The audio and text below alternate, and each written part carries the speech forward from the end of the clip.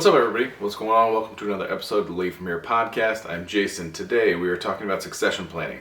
Succession planning is something that a lot of teams tend to forget how to do, or they just don't do it, or they don't think they need to. The problem with not paying attention to succession planning or not participating in succession planning puts you in a situation where you're one resource, one top performer away from an unhealthy and ineffective team. Succession planning is basically your way of shoring up your team's stability over the long term, regardless of what resource comes or goes. Leaders, especially leaders that have really high performing people, tend to think that those people are just always going to be there. Whether it's the pay or the flexibility or the control, they're just never going to leave until they do.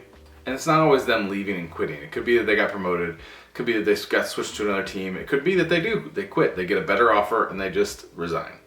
It's very much a possibility and very much a reality that you have to be prepared for. And if you're not prepared for it, it will absolutely come and bite you in the butt. That's not something you want to happen. You don't want to have one performer that's getting all of the good stuff, getting all the hard work, dealing with all the complex things. You don't want them to have it. You don't have it all. Certainly lean into them. Make sure they're being utilized. If you're not taking succession planning seriously and you're not paying attention to building up the people around your top performers, you're putting yourself in a situation where basically your team will not be able to be effective if that top performer leaves. It's really important to bring those people up around them and utilize the top performer to educate and coach and mentor and help them get to where they need to go. If mentorship is something they're not into, that's okay. That's part of it, but they have to still be able to build up and show how they're dealing with things technically, which should still get you to where you need to go. So your next question is probably, how do you succession plan? Well, this is actually very straightforward and tactical out of the gate, which is you take a spreadsheet and down the left side, you put all of your top performers. And then in the two columns next to those people, put ready and not ready. So ready means that they're ready to take over. They're ready. If that top performer left, they could be the next up very easily. They have the skill set, they have the drive, they have all of the things that are necessary, and you're probably in a very healthy state in that team that top performer's in. The next column is needs development. That is pretty self-explanatory. It just means that you think they have it, but they're just not there yet. From there, you look at your list, you look at all your top performers, and anybody that doesn't have a name next to them, it's time to find somebody to put in one of those boxes.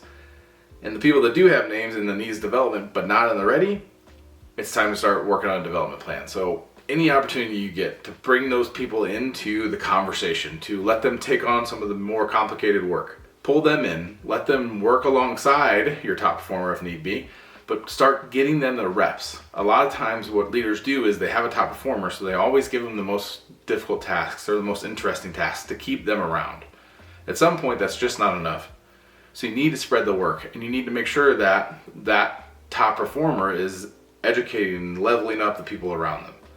As long as you're doing that, and you have a succession plan, and you know who could take the spot if needed, you're going to put yourself in a much better situation when the time comes that that person leaves. I know this concept seems kind of simple and kind of straightforward of just like, duh, you should probably do this, but a lot of teams don't do it. So if you're one of those teams that don't, it's okay. Now's the time to start. You got an opportunity, start figuring out where your gaps are. And if you don't have them, great, you're doing a fantastic job. If you do, you're still doing a fantastic job. Just start looking towards the future more. It's easy to get into the grind of the day-to-day, and that's okay. That's part of leadership. You have to be in the day-to-day, and sometimes it gets a little chaotic, but you also have to keep an ear to the future, an eye to the future.